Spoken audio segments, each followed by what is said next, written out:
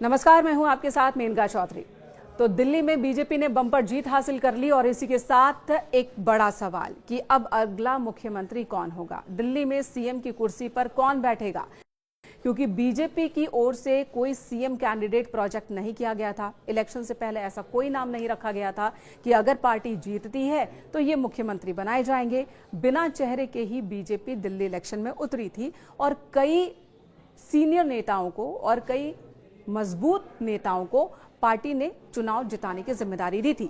चुनाव जीत गए अब बीजेपी के लोग, जाहिर सी बात है। तो अब सवाल है कि आखिर मुख्यमंत्री कौन बनेगा।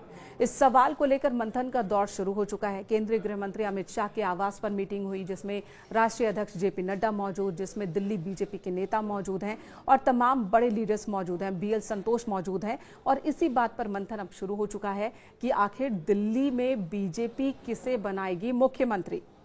कई नाम हैं जो कि दावेदार हैं। सबसे पहला नाम तो प्रवेश वर्मा का ही है, जो पूर्व मुख्यमंत्री साहिब सिंह वर्मा के बेटे हैं, जो इस पूरे इलेक्शन के दौरान काफी एक्टिव नजर आए। नई दिल्ली से उन्होंने अरविंद केजरीवाल, जो कि पूर्व मुख्यमंत्री हैं, उन्हें मात दी है। नई दिल्ली से ही शीला दीक्षित को मात देकर अरविंद केजरीवाल मुख्यमंत्री बने थे और अब अरविंद केजरीवाल को मात दी है प्रवेश वर्मा ने। तो उनकी दावेदारी सबसे ज्यादा मजबूत मानी जा रही है। बहुत एक्टिव भी दिखे। इससे पहले वो सांसद रह चुके हैं। 2024 के इलेक्शन में उन्हें लोकसभा का टिकट नहीं दिया गया था, लेकिन तभी उन्हें यह संकेत शायद जरूर दे दिया गया था कि आप दिल्ली विधानसभा चुनाव के लिए एक्टिव हो जाइए, और तब से ही उन्होंने दिल्ली विधानसभा में अपना एक्शन, अपनी मूवमेंट बढ़ा दी थी। प्रवेश वर्मा जब जीते तो सबसे पहले उन्होंने जाकर केंद्रीय गृह मंत्री अमित शाह से मुलाकात भी की। कई सीनियर लीडर से भी उनकी मुलाकात अब तक हो चुकी है। तो ऐसे में उनके सबसे आगे होने का कयास लगाया जा रहा है। उनके संभावनाओं के पीछे एक और तर्क है, या कह सकते हैं कि परंपरा सी जो बन गई है कि नई दिल्ली से जो चुनाव जीतता है वही मुख्यमंत्री बनता है। और ये भी एक संयोग कह सकते हैं कि नई दिल्ली से जो पार्टी चुनाव जीतती है विधानसभा की, वो सत्ता में आ जाती है। पहले कांग्रेस लगातार नई दिल्ली से जीतती रही, शीला दीक्षित यहां से विधायक बनती रही और साथ ही साथ मुख्यमंत्री। शीला दीक्षित को मात दी अरविंद केजरीवाल ने, उनकी पार्टी सत्ता में आई और मुख्यमंत्री अरविंद केजरीवाल बनते रहे। अब नई दिल्ली से ही प्रवेश वर्मा ने केजरीवाल को हराया है, तो अब उनकी दावेदारी इस वजह से भी मजबूत मानी जा रही है।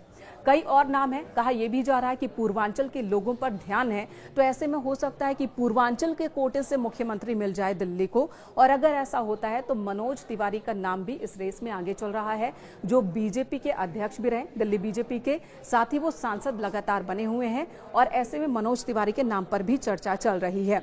बात महिला सीएम की भी हो रही है कि क्या दिल्ली को कोई महिला मुख्यमंत्री मिल सकती है इस बार। अगर ऐसा होता है तो बांसुरी स्वराज का नाम चल रहा है आगे। अगर ऐसा होता है तो बांसुरी स्वराज का नाम आगे चल रहा है। हालांकि राजनीति में वो अभी नई नहीं है, उनकी उम्र भी बहुत ज्यादा नहीं है, लेकिन बांसुरी स्वराज ने जिस तरह से राजनीति में कदम रखा और उनकी जो वाकपटुता है वो बहुत प्रभावी है। उन्हें देखकर उनकी मां पूर्व मुख्यमंत्री और दिल्ली की बहुत ही सीनियर लीडर सुषमा स्वराज की याद आ जाती है, जो अपनी बातों से बड़े बड़े नेताओं को चुप करा देती थी। तो बांसुरी के नाम की भी चर्चा हो रही है। कई और नाम हैं जो कि रेस में बताए जा रहे हैं। तो आखिर कौन बनेगा मुख्यमंत्री दिल्ली का, इस नाम पर मंथन अब भी चल रहा है। दिल्ली को अगला मुख्यमंत्री को लेकर उम्मीद है कि बहुत जल्दी ही पार्टी आलाकमान की ओर से फैसला ले लिया जाएगा। जातीय समीकरण साधना भी एक बहुत जरूरी फैक्टर होने वाला है। जब दिल्ली सीएम का पद के लिए चेहरा चुना जाएगा, नाम पर फैसला लिया जाएगा, विधायक दल का नेता अपने ही विधायकों में से विधायक दल का नेता को चुनेगा, यानी कि तमाम विधायक मिलकर विधायक दल का नेता चुनते हैं। हालांकि औपचारिक तौर पर, अनौपचारिक तौर पर अंतिम फैसला पार्टी आलाकमान का ही होगा।